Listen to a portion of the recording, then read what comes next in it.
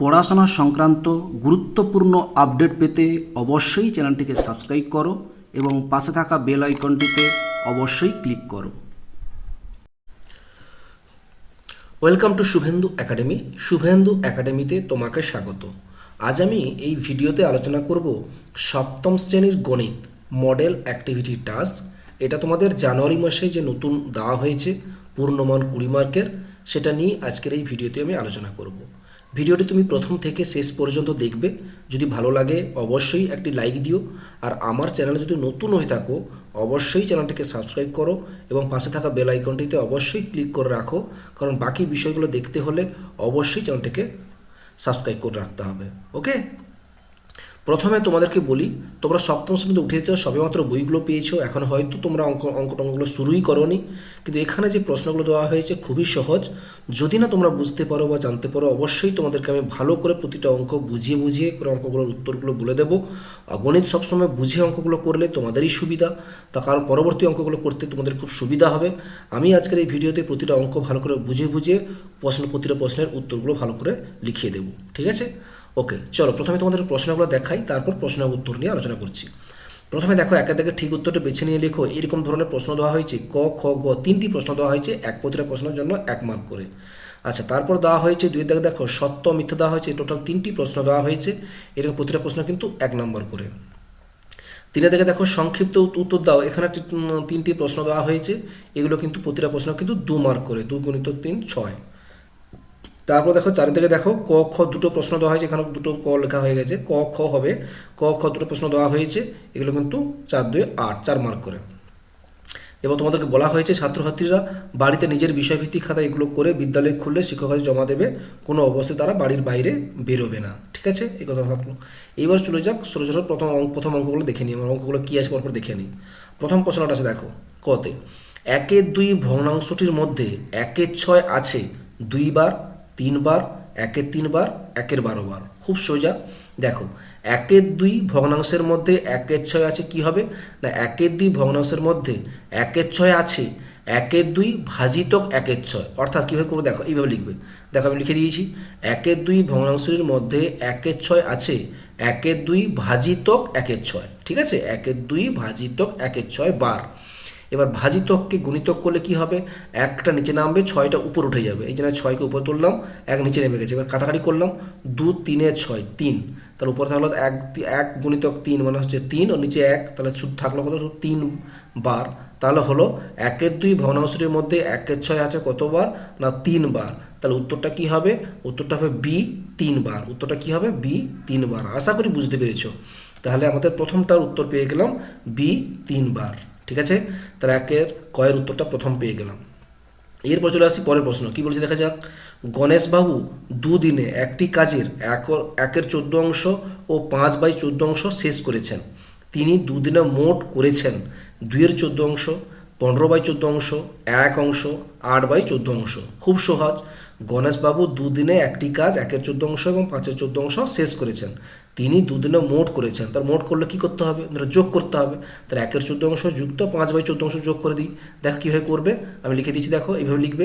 গণেশবাবু দুদিনে মোট কাজ করেছেন 1/14 যুক্ত 5/14 অংশ, অর্থাৎ 14 হচ্ছে লসাগু হয়েছে, 14 লসাগু, উপরে থাকছে 1 যুক্ত এখানে 5, তাহলে 1-এর সঙ্গে 5 যোগ করলে কত হবে 6, 6/14 অংশ, তাহলে 6/14 অংশ। তাহলে এখানে দেখো এই প্রশ্নতে কোথাও 6/14 অংশ নেই, এখানে 2/14 অংশ, 15/14 অংশ, 1 অংশ, 8/14 অংশ আছে। এখানে কোনোটাই উত্তর হবে না। ঠিক আছে, 1-এর দাগের ক্ষয়ের উত্তরটা কোনোটার এ বি সি ডি এই 4টার মধ্যে কোনোটাই উত্তর হবে না। ঠিক আছে, কী বললাম বুঝতে পেরেছো, এর কোনো উত্তর হবে না। এখানে তোমরা যখন খাতায় করে লিখবে, এখানে লিখে দেবে কোনোটাই নয়। ঠিক আছে, খাতায় যখন তোমরা লিখবে উত্তরটা তোমাদের শিক্ষক মশাই বুঝতে পারবেন। তোমরা অঙ্কটা যদি তোমরা এইভাবে দেখিয়ে দাও, যে অঙ্কটা এইভাবে হয়েছে, উত্তরটা এসে 6/14 অংশ, তারপর উত্তরটা যদি লিখে দাও কোনোটাই নয়, তাহলে মাস্টারমশাই বুঝতে পারবেন যে এটা উত্তরটা কোনোটাই এই 4টার মধ্যে হচ্ছে না। আশা করি বুঝতে পেরেছ। চলে যাই পরের প্রশ্নতে। ব্র্যাকেটের মধ্যে +4 বিয়োগ ব্র্যাকেটের মধ্যে -3 এর মান হলো 1 -1 7 -7। খুব সোজা, যদি ব্র্যাকেটটা তুলে দাও তাহলে কী হবে দেখে নাও, +4 বিয়োগ -3, তাহলে +4 ব্র্যাকেট তুলে +4 থাকছে, এখানে দেখো এই মাইনাস, বাইরে মাইনাস, ভিতরে মাইনাস, তাহলে মাইনাসে মাইনাসে কী হয় প্লাস, তাহলে 4 আর 3 কত হলো +7, তাহলে উত্তরটা কী হলো, উত্তরটা হবে C7। তো এখানে দেখো উত্তরটা আছে C7 আছে, এই যে সির দেখে 7। আশা করি বুঝতে পেরেছো। তাহলে একের থেকে যে 3টি প্রশ্ন ছিল সেগুলো আমি বুঝিয়ে দিলাম ভালো করে, নিশ্চয়ই আশা করি বুঝতে পেরেছো, তোমার কোনো সমস্যা নেই। ওকে, চলে যাই পরের প্রশ্নতে। 2 দাগের সত্য অথবা মিথ্যা লিখতে বলা হয়েছে। কতে পূর্ণ সংখ্যার যোগ সংযোগ নিয়ম মেনে চলে, পূর্ণ সংখ্যার যোগ সংযোগ নিয়ম মেনে চলে। উত্তরটা কী লিখবে, উত্তরটা হবে বিবৃতিটি সত্য।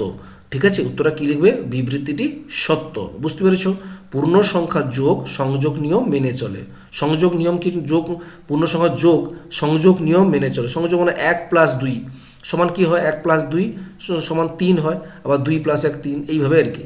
পূর্ণ সংখ্যার যোগ সবসময় সংযোগ নিয়মই মেনে চলে। তাহলে এটা কি হবে না, এখানে লিখবে বাক্যটি সত্য। এখানে লিখবে বাক্যটি সত্য, আমি যেভাবে লিখে দিয়েছি এখানে লিখবে বিবৃতিটি সত্য। আশা করি বুঝতে পেরেছো। ওকে, এবার চলে যাই পরের প্রশ্ন। খতে কি বলছে দেখো, একটা ছবি দেওয়া হয়েছে দেখতে পাচ্ছ, ছবিতে কি দেখা যাচ্ছে, একটা আয়তকার জায়গা দেখতে পাচ্ছ, এর দৈর্ঘ্য দেওয়া আছে 20 সেন্টিমিটার, এটাও 20 সেন্টিমিটার, এটাও 20 সেন্টিমিটার, এটা 10 সেন্টিমিটার, এটা 10 সেন্টিমিটার। এবার হচ্ছে চিত্রটির পরিসীমা হলো 200 সেমি। তাহলে এই আয়তক্ষেত্রের পরিসীমা সূত্র কি না, পরিসীমা সূত্র হচ্ছে 2 × দৈর্ঘ্য যুক্ত প্রস্থ, 2 × দৈর্ঘ্য যুক্ত প্রস্থ। তাহলে পরিসীমা 200 হয় কেন দেখি, তাহলে ক্যালকুলেশন করে দেখতে হবে। তাহলে আমরা লিখব যে চিত্রটির পরিসীমা সমান 2 × দৈর্ঘ্য যুক্ত প্রস্থ একক। তাহলে 2 × দৈর্ঘ্য কত দেওয়া আছে 20 আর প্রস্থ দেওয়া আছে 10, তাহলে 20 আর 10 যোগ করলে কত হচ্ছে 30, 30-এর সঙ্গে 2 গুণ করলে হবে 60 সেমি। তাহলে এখানে চিত্রটির পরিসীমা পাচ্ছি 60 সেমি, কিন্তু এখানে আছে কি বলেছে চিত্রটির পরিসীমা 200 সেমি। তাহলে এটা কি হবে, এটা মিথ্যা হবে। তাহলে উত্তরে কি লিখবে, বিবৃতিটি মিথ্যা। এবার উত্তরে এইভাবে লিখে দাও, উত্তর লিখবে বিবৃতিটি মিথ্যা লিখবে। ঠিক আছে, 2 থেকে খ উত্তরটা হবে বিবৃতিটি মিথ্যা। আশা করি বুঝতে পেরেছো। এবার বলেছি গয়ের দাগে কি বলেছে, রম্বসের কর্ণ দুটি পরস্পরকে সমকোণে সমদ্বিখণ্ডিত করে। রম্বসের কর্ণ দুটি পরস্পরকে সমকোণে সমদ্বিখণ্ডিত করে। দেখো এটা তোমাদের সংজ্ঞাতেই আছে যে রম্বসের কর্ণ দুটি পরস্পরকে সমকোণেই সমদ্বিখণ্ডিত। তাহলে এখানে উত্তর কি লিখবে, উত্তরে লিখবে বিবৃতিটি সত্য। কি লিখবে, উত্তরটা বিবৃতিটি সত্য। ঠিক আছে, আশা করি বুঝতে পেরেছো। তাহলে এই রম্বসের কর্ণদ্বয় পরস্পরকে সমদ্বিখণ্ড করে বিবৃতি সত্য। এবার চলে যাই পরের প্রশ্ন 3 দাগে কি বলছে দেখো, সংক্ষিপ্ত উত্তর দাও। প্রথম প্রশ্ন, 1.25 টাকা 5 টাকার শতকরা কত নির্ণয় করো। 1.25 টাকা 5 টাকার শতকরা কত নির্ণয় করো। যেহেতু এটা 2 মার্ক আছে, তোমাকে এইভাবে করতে হবে। কীভাবে করবে দেখো, আমি রেডি করে দিয়েছি, এইভাবে লিখবে। 1.25 টাকা 5 টাকার শতকরা কত হবে না, 1.25 ডিভাইডেড বাই 5 গুণিতক 100। যেহেতু শতকরা ভাষাটা লিখেছি, এখানে পার্সেন্টেজ চিহ্ন দেইনি। যদি এখানে শতকরা না লিখতাম তাহলে এখানে পার্সেন্টেজ দিতে হতো। তাহলে 1.25 বাই 5 গুণিতক 100। তাহলে এখানে তুমি যদি দশমিকটা তুলে দাও, এই যে 1.10 যদি তুলে দাও, তাহলে কী হবে, কটার পর দশমিক হবে, দুটোর প্রমাণ 100 হবে। তাহলে 1.25 ডিভাইডেড বাই 5 গুণিতক 100 বাই 100। কাটাকাটি করলাম, 100 কেটে গেল। এবার 5 দিয়ে কাটাকাটি করলাম, 5 2 10, 5 5 25, তাহলে কত হলো 25। তাহলে 1.25 টাকা 1.25 টাকা 5 টাকার শতকরা কত হবে 25।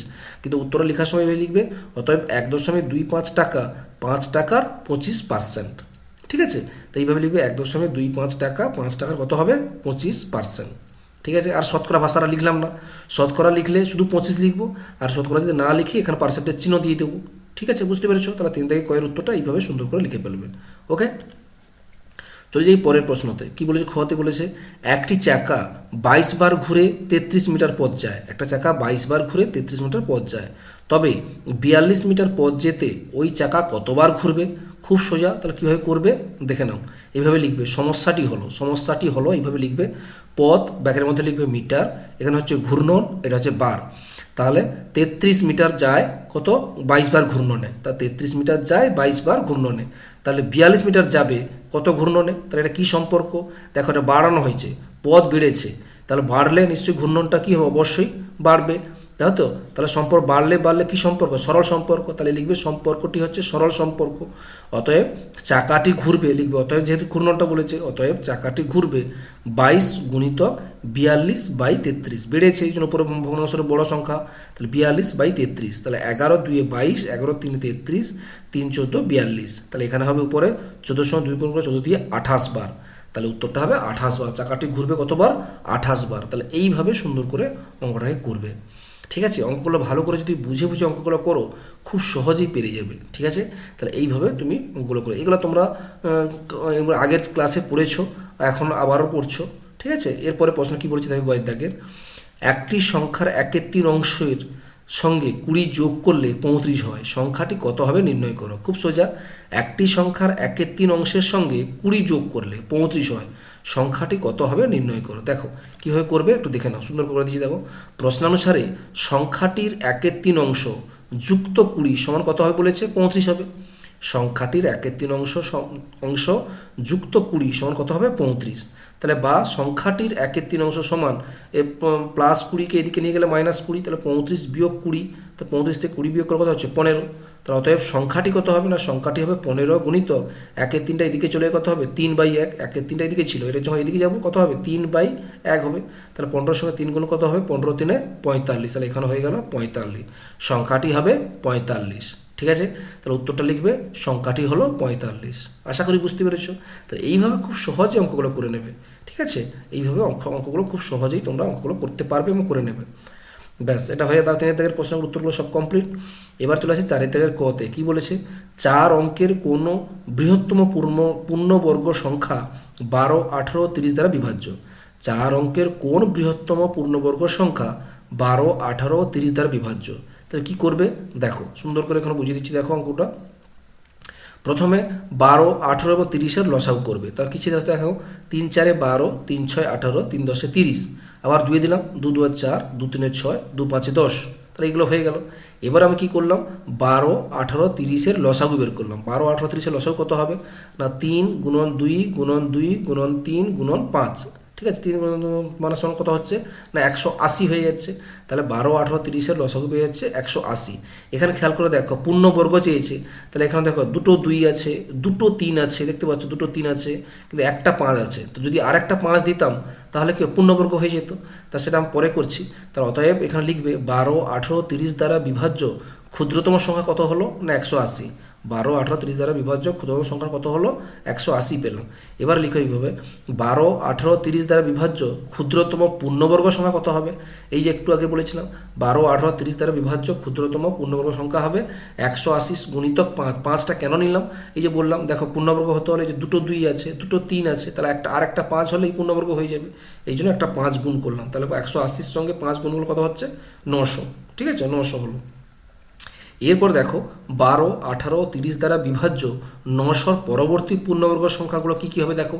তাহলে 12, 18, 30 দ্বারা বিভাজ্য 900-র পরবর্তী পূর্ণবর্গ সংখ্যাগুলো হলো দেখো 900 গুণিতক, এবার কি করলাম কি 4 গুণ করলাম, 2 গুণিতক 2 4 করলাম, তারপর কত হবে 3600। তারপর 900 গুণিতক 3 গুণিতক 3 মানে 3 থেকে 9 হলো, মানে 2-এর বর্গ মানে কি 2-এর স্কোয়ার, এটা 3-এর স্কোয়ার 9। তাহলে 900 সঙ্গে এবং 8100। আবার 900-র সঙ্গে 16 গুণ করলাম, তাহলে হলো 14400। এইগুলো হলো। এবার 4 অঙ্কের যদি হয় কত হবে? সবচেয়ে কত কোনটা হবে? এইটা হবে, 8100 হবে। তাহলে উত্তরটা কী লিখবে? যে 4 অঙ্কের বৃহত্তম পূর্ণবর্গ সংখ্যা যা 12, 18, 30 দ্বারা বিভাজ্য হলো এইটা 8100। তো 8100 এইভাবে তোমাকে অঙ্কটাকে পরপর করে সুন্দর করে বের করতে হবে। আশা করি বুঝতে পেরেছো, নিশ্চয়ই বুঝতে পেরেছো। পরপর করে এইভাবে স্টেপ বাই স্টেপ অঙ্কটা তোমাকে করতে হবে। ওকে, চলো এরপর দেখে নিই পরের প্রশ্ন কি বলেছে। চাঁদার সাহায্যে 72 ডিগ্রি কোণ আঁকো, পেন্সিল কম্পাসের সাহায্যে কোণটির সমদ্বিখণ্ড করো, চাঁদা দিয়ে মেপে কোণ দুটির মান লেখো। ঠিক আছে, এটা তো আমরা কি করব? খাতায় করে সুন্দর করে আঁকতে হবে। চলো শুরু করা যাক। প্রথমে আমরা চাঁদার সাহায্যে একটা 72 ডিগ্রি কোণ অঙ্কন করব, তারপর আমরা 72 ডিগ্রিটাকে সমদ্বিখণ্ড করব। ঠিক আছে, পেন্সিল কম্পাস দিয়ে। এখন আমরা কি করব? 72 ডিগ্রিটা চাঁদা দিয়ে করে কোণ অঙ্কন করব। প্রথমে আমি বলবো একটা স্কেল দিয়ে একটা লাইন টেনে নাও। প্রথমে একটা স্কেল দিয়ে তোমরা লাইন টেনে নাও, একটা লাইন জাস্ট এমনি লাইন টেনে নাও। এই দেখো আমি লাইন টেনে নিচ্ছি। দেখো প্রথমে এইভাবে সুন্দর করে একটা লাইন টেনে নেবে। ঠিক আছে, লাইন টেনে নিয়েছো, নেওয়ার পর এই কোনো একটা জায়গায় মিডিলে একটা জায়গায় বিন্দুতে ফিক্সড করে নাও। এই যে ধরো এই জায়গাটা একটা বিন্দু করলাম। ওকে, এইখানটা এই যে চাঁদা দেখতে পাচ্ছ, এই যে চাঁদা, এই চাঁদাটাকে এইখানে বসাবো। চাঁদা কোথায় বসাবো না, চাঁদার এইখানে খেয়াল করে দেখো সব কোন মান দেওয়া আছে দেখো, 0, 10 অর্থাৎ 0 ডিগ্রি, 10 ডিগ্রি, 20, 30, 40, 50, 60, 70 এইভাবে পরপর করে সব কোণগুলো দেওয়া আছে। এই চাঁদার এই যে মিডিলটা, এই মিডিলটা আমি ওই যে এখানে যে দাগ মেরেছিলাম, এই যে দেখো খেয়াল করে দেখো, এই যে দাগ মারাটা সোজা বসা যাচ্ছে, এই যে দাগটা বসালাম। ঠিক আছে, এই জাস্ট চাঁদাটা যেভাবে ছিল সেইভাবে আমি চাঁদাটা বসালাম। আশা করি বুঝতে পেরেছো। এই বসালাম, বসিয়ে দিয়েছি। এরপর খেয়াল করে দেখো 72 ডিগ্রি সত্তর কথা, এই যে এইখানে দেখো 70 ডিগ্রি, এই জায়গা এটা হচ্ছে 70 ডিগ্রি। 70 ডিগ্রির পরে নিশ্চয়ই 72 হবে, তারা 70-এর পর একটু জায়গা ফিক্সড করে নিয়ে এই জায়গাটা আমি কাছ থেকে করে একটি বিন্দু নিয়ে নিলাম, এই বিন্দুটা নিয়ে নিলাম, এই 72টা নিয়ে নিলাম, নিয়েছি। এবারে স্কেল দিয়ে করে আমরা এটা যোগ করে দিতে পারবো, এমনি চাঁদা দিয়ে এটা দিয়ে যোগ করে দাও, কোনো সমস্যা নেই। এইভাবে যোগ করে দাও, এই জায়গাটা বসাবে, ব্যাস এই যে যোগ করে দিলাম। এই কোণটা হচ্ছে, এই কোণটা পুরো কোণটা হচ্ছে 72 ডিগ্রি। বুঝতে পেরেছি কি বললাম, এটাই হচ্ছে 72 ডিগ্রি। ওকে, এই 72 ডিগ্রি কোণটাকে আমরা কি করব, সমদ্বিখণ্ড করব। ঠিক আছে, তার জন্য কি করব, সমদ্বিখণ্ড করার জন্য আমাদের পেন্সিল কম্পাস লাগবে। পেন্সিল কম্পাসে একটু মাপ নেই, যে যার যা খুশি মাপ নিতে পারো। আমি মাপ নিচ্ছি, দেখো এইভাবে মাপ নিচ্ছি, নিয়ে এইভাবে এই জায়গাটা রাখলাম, এই জায়গাটা বা এতটা মাপ রাখলাম। তারপর কি করবে, জাস্ট এরকম ধরে রাখো, দিয়ে এইভাবে একটা বৃত্তচাপ অঙ্কন করো। দাঁড়াও একটু, হ্যাঁ এইভাবে একটা ঘুরিয়ে এইভাবে একটা বৃত্তচাপ অঙ্কন করে নাও। ঠিক আছে, জাস্ট ঘুরিয়ে এইভাবে একটা বৃত্ত তোমার মতো করে বৃত্তচাপ ঘুরানো, সেই একই মাপটা কিন্তু থাকবে, এটাকে তো মনে রাখবে, সেই একই মাপ থাকবে। এবার কাঁটাটাকে এখানে বসাও, এই জায়গাটা কাঁটাটাকে বসাবে, কাঁটাটাকে বসিয়ে উপর দিকে করে একটা বৃত্তচাপ অঙ্কন করো, এরকম করে বৃত্তচাপ অঙ্কন করো। আবার সেই একই মাপ থাকবে, আবার এই জায়গাটা কাঁটাটা বসাও, এই জায়গাটা কাঁটাটা বসাবে, এই জায়গাটা কাঁটাটা বসাবে, বসে এই বৃত্তচাপ যে আগের বৃত্তচাপটাকে দেখো কোনো একটা জায়গায় কাটবে, একটু ভালো করে করবে, ফিক্সড করে দেখো একটা জায়গায় কেটেছে, দেখো একটা জায়গায় কেটেছে। বুঝতে পেরেছো, একটাই মাপ নিলাম। তুমি বলছো আমার এই মাপটা আমি একটু কমিয়ে ছোটিয়ে নিতে পারো, কোনো সমস্যা নেই। তাহলে এই প্রথমে কী করে এইটা ঘুরিয়ে নেবে, সেই মাপটা নিয়ে এই জায়গাটা বসাবে, বসিয়ে একটা বৃত্তচাপ অঙ্কন করবে, আবার একই মাপ নিয়ে এই জায়গাটা বসিয়ে এটাকে কেটে দেবে। ঠিক আছে, ব্যাস হয়ে গেল, কাজ শেষ। এবার স্কেল দিয়ে কী করবে, এটাকে যোগ করে দাও, এই বিন্দুটা সুন্দর করে যোগ করে দাও। দেখো সুন্দর করে যোগ করেছি, দেখো এই যোগ করে দিয়েছি। ঠিক আছে, দেখতে পাচ্ছ এই যোগ করার সঙ্গে সঙ্গে একটু মানে এখানে মনে হয় যোগ করার সময় একটু বেরিয়ে এসছে, সুন্দর করে দেখে তুমি যোগটা করবে। এই যেখানে কেটেছে সেইটা সোজা যেন যোগটা হয়, তাহলে এই যোগটা করলাম। যোগ করার পুরো বলছে তাহলে এই কোণটা, টোটাল কোণ তো 72 ছিল, পুরো কোণটা ছিল 72। এবার যোগ করার সঙ্গে সঙ্গে এখানে একটা কোণ উৎপন্ন হয়ে গেছে এবং এই জায়গায় একটা কোণ উৎপন্ন হয়ে গেছে, দুটো কোণে ভাগ হয়েছে, মানে 72 ডিগ্রিকে ভাগ করলাম, সমদ্বিখণ্ড করলাম। তাহলে 72-এর অর্ধেক কত হবে, নিশ্চয়ই হবে 36 ডিগ্রি। তাহলে এই কোণটার নিয়ম অনুযায়ী কত হবে, 36 ডিগ্রি। এই কোণটাও 36 হবে আর এই কোণটাও 36 ডিগ্রি হবে। তোমরা কি করবে, চাঁদা দিয়ে দেখে নিতে পারো। এই যে চাঁদাটা আবার এখানে বসিয়ে দাও, এই যে চাঁদাটা বসিয়ে দাও, দেখতে বুঝতে পারবে 36 হচ্ছে কিনা। এই দেখো এখানে দেখো, এই যে 30, এটা হচ্ছে 30, দেখতে পাচ্ছ 30-এর পর অর্ধেকই আছে, এই যে 15-36, তাহলে এটা 36, প্রায় অ্যাপ্রক্সিমেট 36 হয়ে গেছে। এটা 36 হবে, অ্যাপ্রক্সিমেট এটা 36 ডিগ্রি হবে। চাঁদা দিয়ে মাপলে অবশ্যই এটা 36 ডিগ্রি হবে, কারণ 72 ডিগ্রিকে আমি সমদ্বিখণ্ড করেছি, মানে 36 ডিগ্রি হবে। তাহলে এই কোণটা হয়ে গেল 36 ডিগ্রি। এরপরে তোমরা নাম দিয়ে দিতে, ধরো এটা একটা নাম দিয়ে দিলাম ও, এটা হলো এ, এটা হচ্ছে বি, এটা হচ্ছে সি। তাহলে পুরো অতএব লিখতে পারো, অতএব এ ও সি কোণটা ছিল টোটাল হচ্ছে 72 ডিগ্রি, এ ও সি কোণটা ছিল 72 ডিগ্রি। এবার 72 ডিগ্রি সমদ্বিখণ্ড করেছি, তাহলে অতএব এ ও বি সমান বি ও সি কোণ সমান কত হলো, 36 ডিগ্রি। তাহলে আমরা চাঁদার সাহায্যে আমরা এইভাবে সুন্দর করে এইভাবে এটা করতে পারলাম। যাই হোক, তোমার এই ভিডিওটা কেমন লাগলো অবশ্যই কমেন্ট করে জানিও। ভিডিও যদি ভালো লাগে অবশ্যই একটা লাইক দিও। আমার চ্যানেল নতুন হলে অবশ্যই চ্যানেলটিকে সাবস্ক্রাইব করো। ভালো থাকো, সুস্থ থাকো, ধন্যবাদ।